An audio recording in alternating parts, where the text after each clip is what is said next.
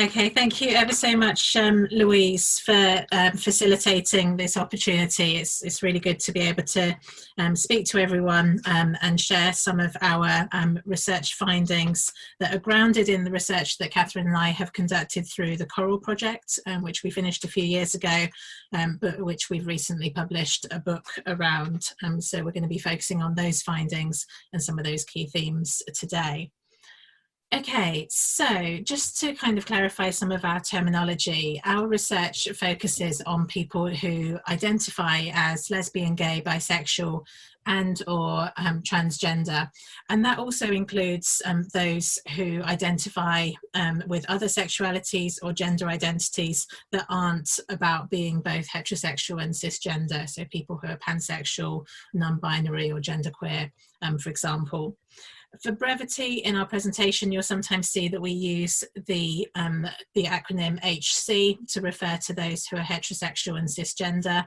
And that's been really important for us because in the domestic violence literature, often the gender identities and sexualities of that very large cohort of people isn't made explicit. And yet when men and women are referred to, that is who is being referred to. And so that's important conceptually for us.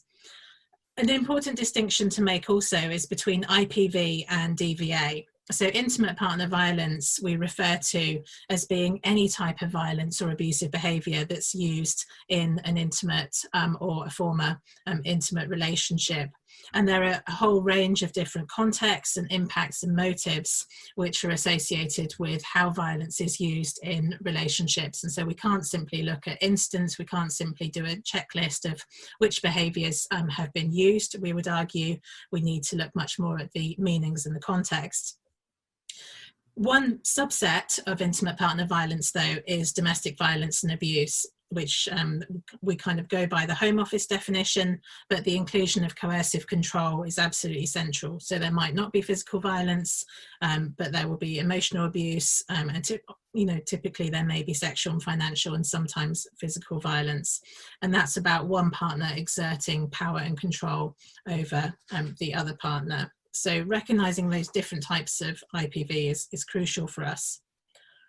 What we want to focus on in this short session today is to consider the problem of domestic violence and abuse in the relationships of people who identify as LGB and or T+, and to kind of look at recent evidence and consider some of the barriers to the ongoing under-recognition of LGBT plus DVA. And a key concept that some of you might be familiar with already is work on the public story, which comes out of Catherine and Marianne Hester's previous work around same-sex domestic abuse. But we're taking this forward further in our current work to look at how mutual abuse is often assumed in same-sex abusive relationships, and how that has implications for how we expect a victim or survivor to present, and what happens if they don't present in the way that we expect them to do so. Then I'm going to hand over to Catherine, who's going to take us through a case study of what we call spaces for reaction, as a way of kind of understanding how people who are victimised in relationships might use violence or other acts of resistance against their abusive partners. And so she's going to focus particularly on one of the participants in our Coral Project research, and then end with some conclusions and implications. And we've just included a little photo of our new book, which came out in March, I think. And you can find out more information from that link there as well, just to give a bit of a shameless plug.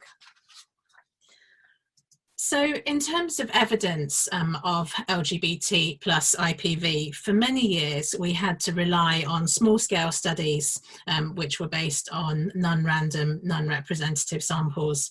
The situation has improved a bit in that the Crime Survey for England and Wales is now capturing some information about sexuality, not about gender identity, importantly. This shows us, if we look at 2018 data, that numerically heterosexual women ostensibly cisgender, we don't know for certain, are the largest group that are reporting intimate partner violence. But if we look at the sexuality analysis, we can actually see some really important findings.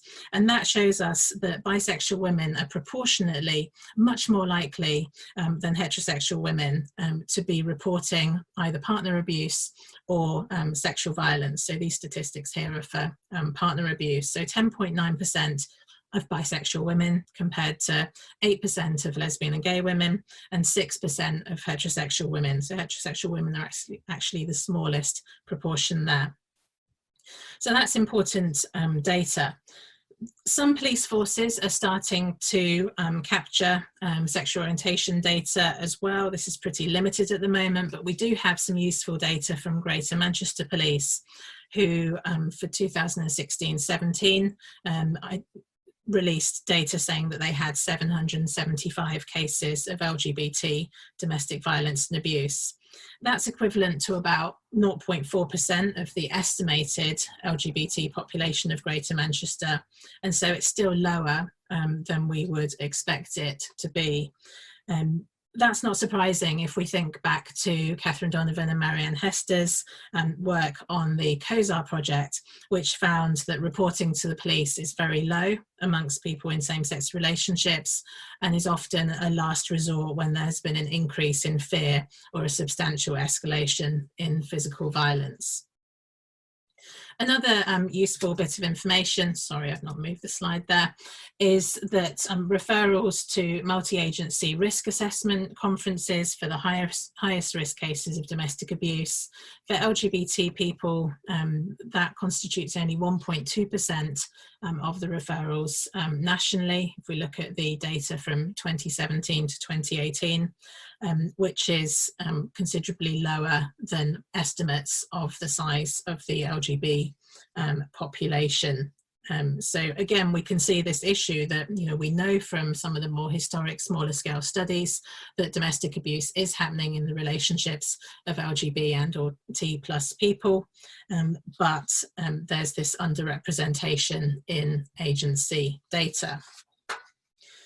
So to try and better understand that underrepresentation and some of the barriers, it's useful to think about the concept from Donovan and Hester of the public story of domestic violence and abuse.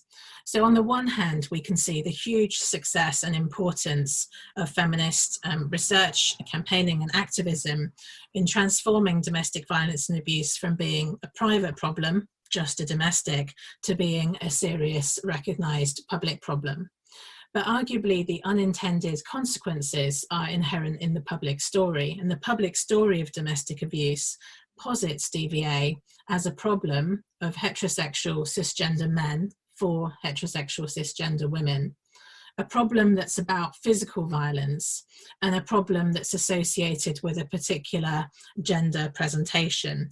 And that's a gender presentation where there's an expectation that the perpetrator is a bigger, stronger man and that the victim survivor is a smaller, weaker woman.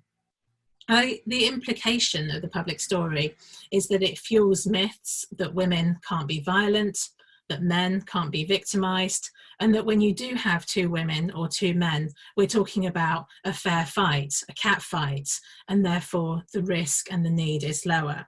And that's been borne out in research with practitioners, so research with practitioners in DV support, for example, Brown and Groskop's study, Little and Terrence's study, which have found that when same-sex relationships are concerned, practitioners often underestimate the level of risk, assume that there's not going to be the same level of harm, there's not going to be the same level of escalation.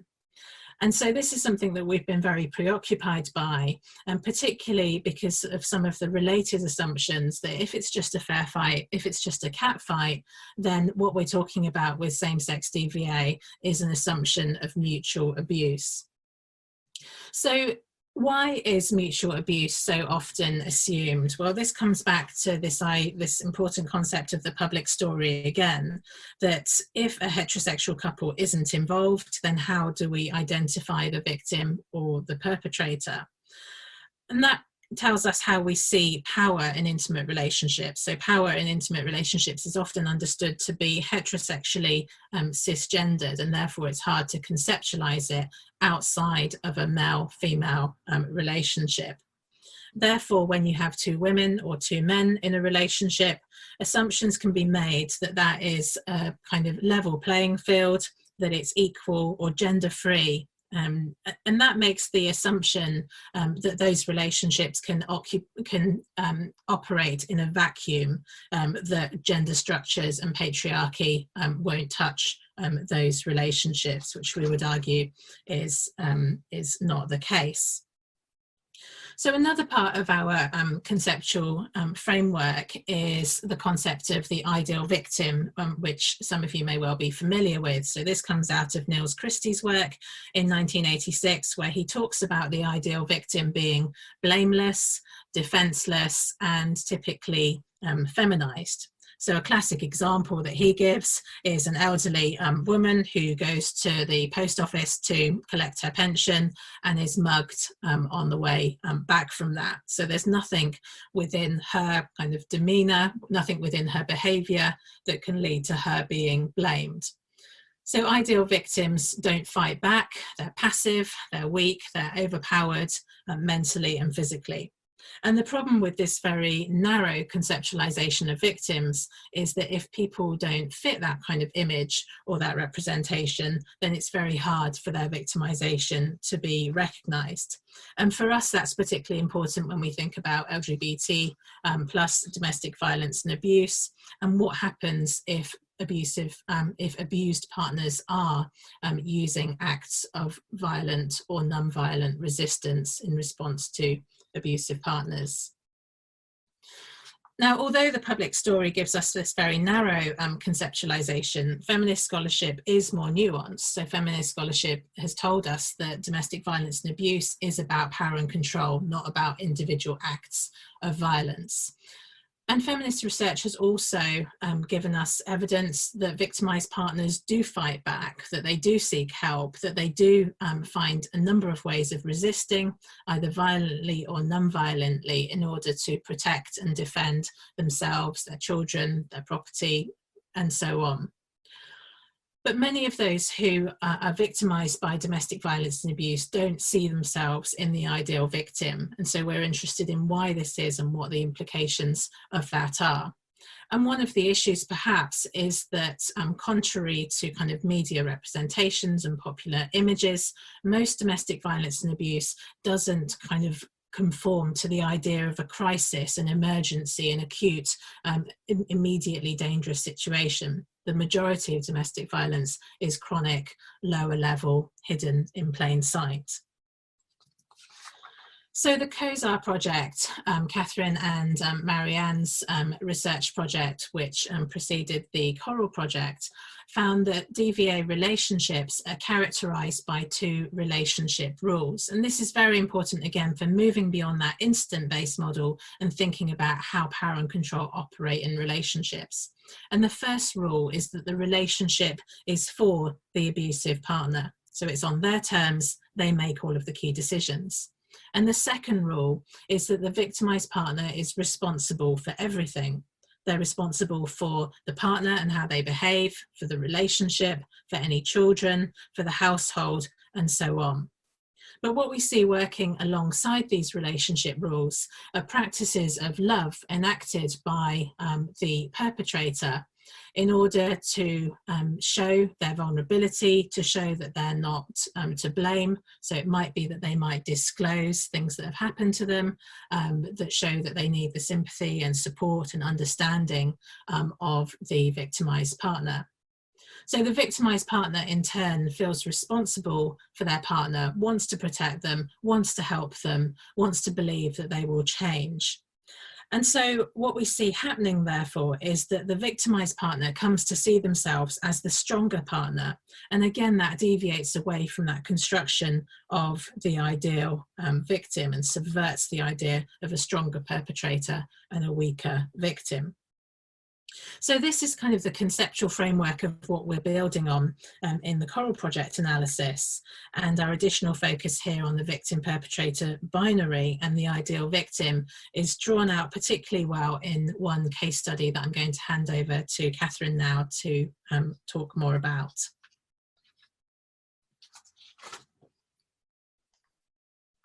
Thank you. So I'm now going to try and share my screen.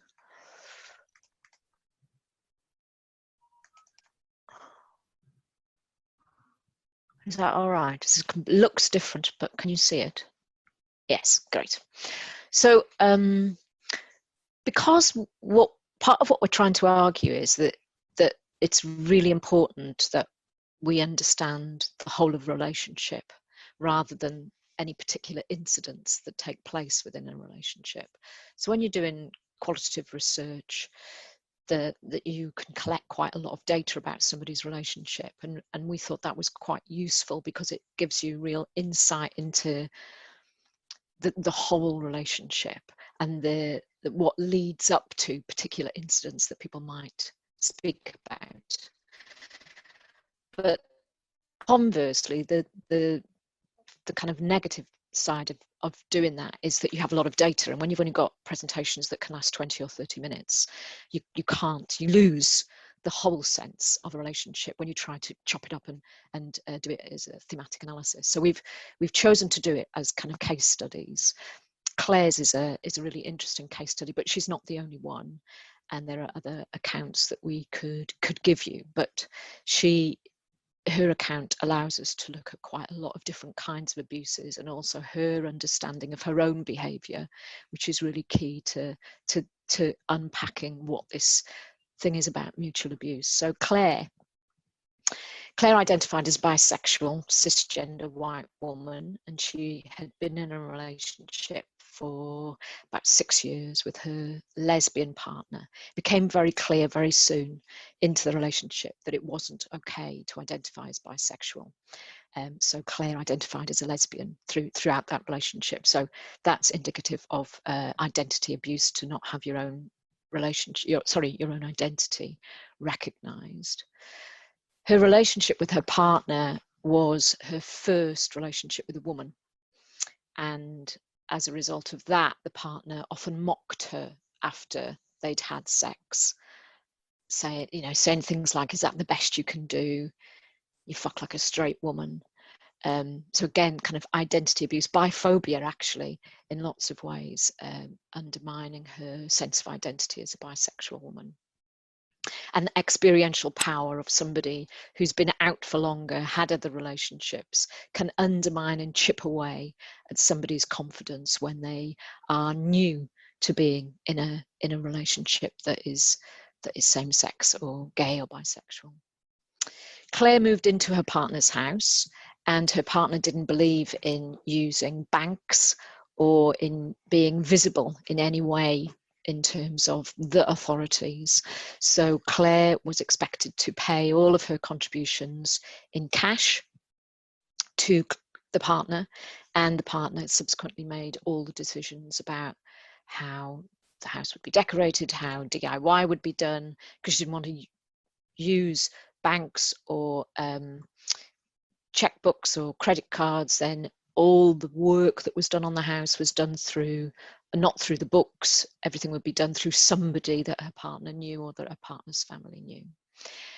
She didn't believe in visible to the authorities, so Claire was expected to live outside the law, which she found very difficult. And the one thing that she felt very upset about was that she lost her right to vote as a result. But of course, as well, if you don't exist visibly, then you're being very systematically isolated from the outside world. On top of that, her partner became very jealous or insecure of ex-partners that Claire had had, but then not just ex-partners, also friendships and colleagues at work. So eventually Claire stopped seeing people. So again, another kind of layer of isolation that Claire had to live with. This is how she describes her own self in that relationship. So she says, in my 6-year relationship, I saw a really scary change in me. I'm a very gentle person, but after the first year, I found myself getting really aggressive.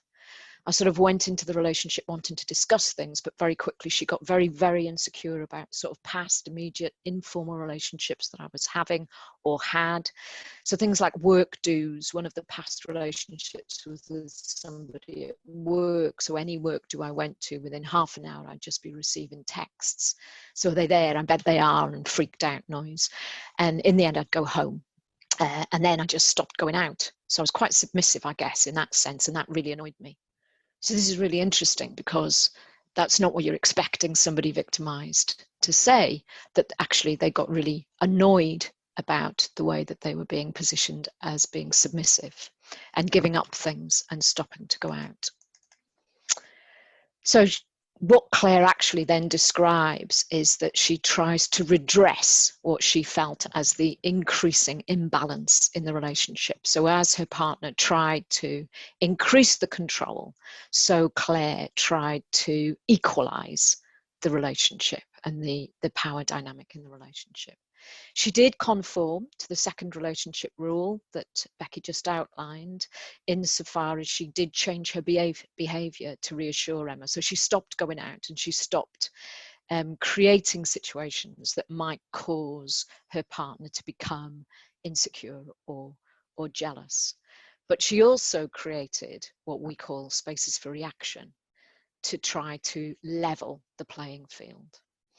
So one of the examples that we can give you of this is that Emma, the abusive partner, presented as butch in her manner and dress, and Claire increasingly felt pressured to present as more feminine. And Emma would buy Claire clothes that she wanted her to wear and try to make her have her hair in a certain style that was feminized. And Emma's friends, who were, by, as the relationship went on, were the only friends that they were seeing, also presented in butch femme couples. And Claire felt pressure to match their behaviours. But again, what Claire describes is how this had the opposite effect on her.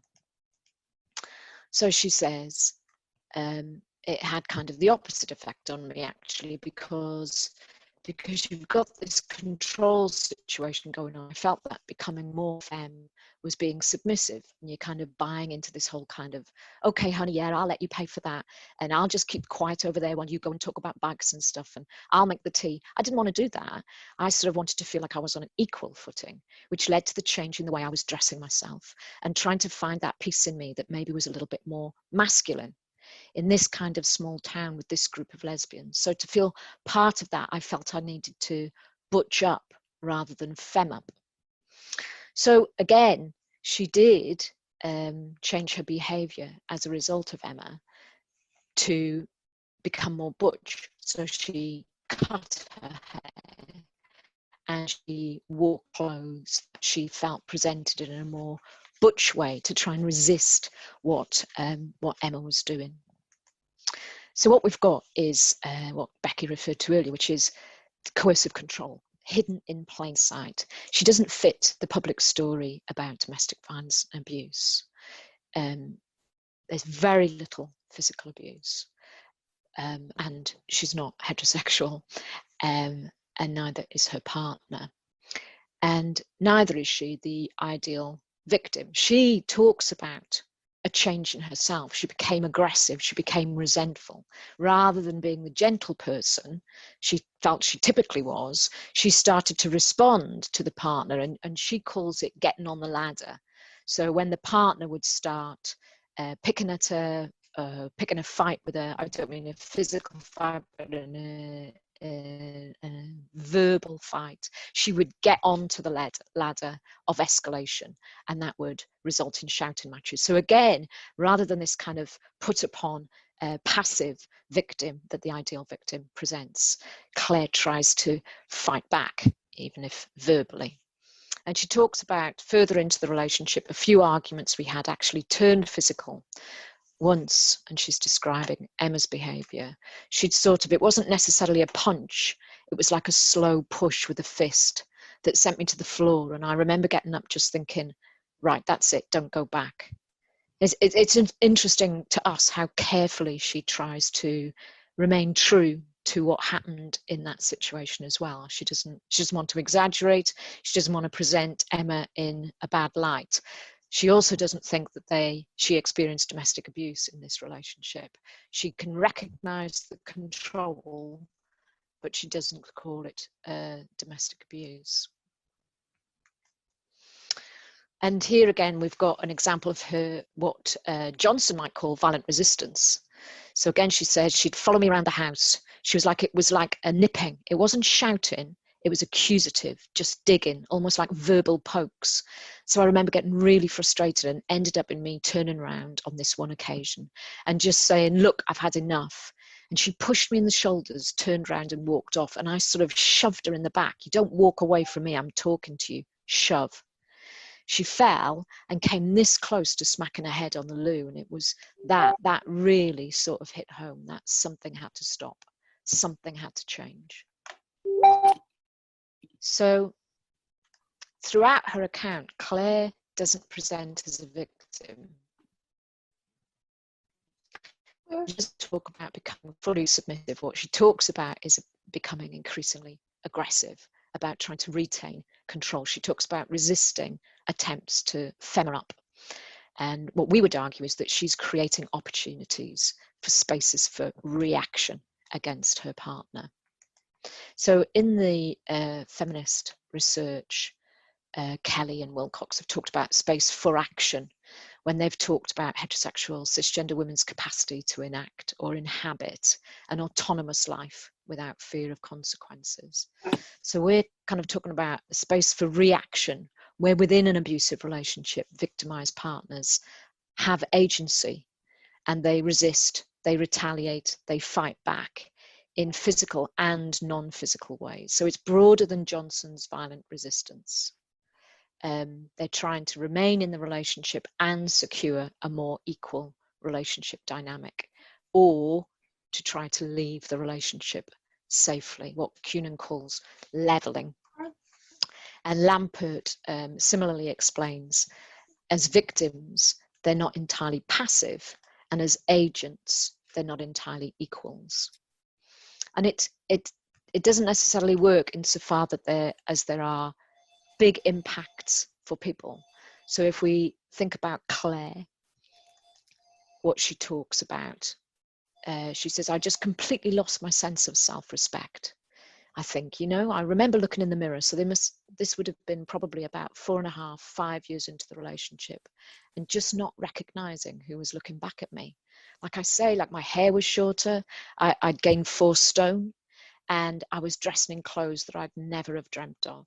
So huge impacts for somebody living and managing a very coercively controlling relationship. So what we're offering for practitioners and for conceptual thinking is what I did with Marianne was offer this Khosar power and control wheel that identifies the relationship rules, that identifies all of the different kinds of spokes of behaviors that abusive partners can use, taking the physical abuse and sexual abuse from outside the rim, which is where the Duluth power and control will have them, and putting them alongside the other spokes. And around the rim, talking about practices of love, and around the rim again, people's intersecting identities that can influence and shape how people recognize and understand and name what's happening to them, as well as their help seeking.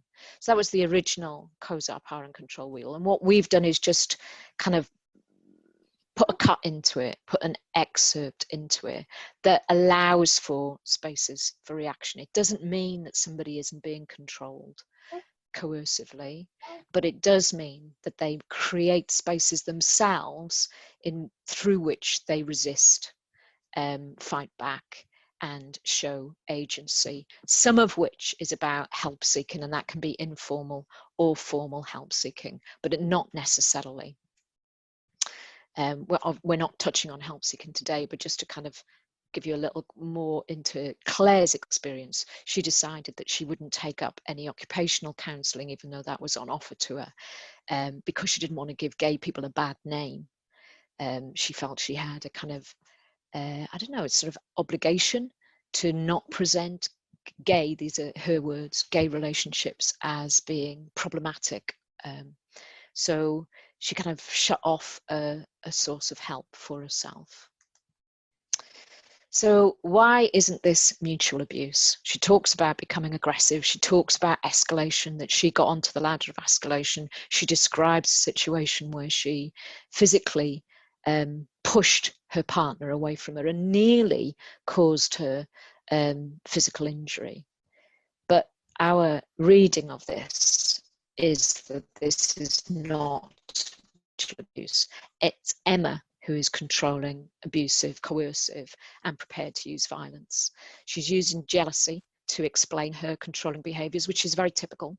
She uses a range of abusive behaviours: emotional, financial, experiential, which includes sexual, power, and rarely physical. The impacts on Claire are substantial, and they're building over time.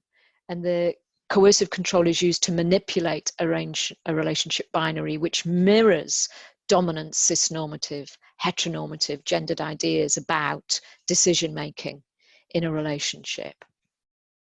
And that obviously we would be really very, very careful that we're not trying to imply that butch femme relationships are in and of themselves abusive. That's not the case. There's no evidence to suggest that. But in this relationship, the kind of butch femme dynamic is used to play out a very controlling dynamic in the relationship, which Claire tries to resist.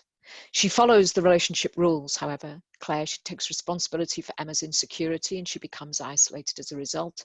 She concedes financial control to Emma and she concedes experiential power. Re her own sexuality, she doesn't come out as bisexual, so she calls herself a lesbian, and sex. 3 minutes, brilliant.